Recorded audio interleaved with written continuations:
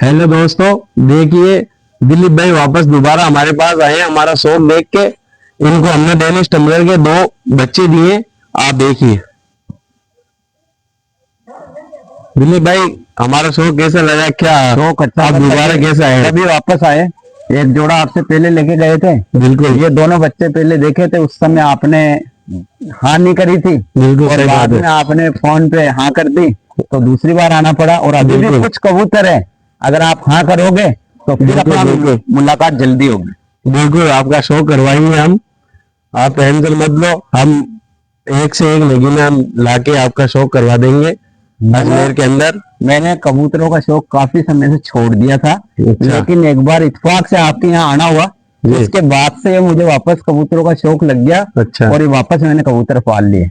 चलो ठीक है जी, आपका और अच्छा अच्छा शौक करवा देंगे हम। ये हमने कबूतर दिए हैं आज।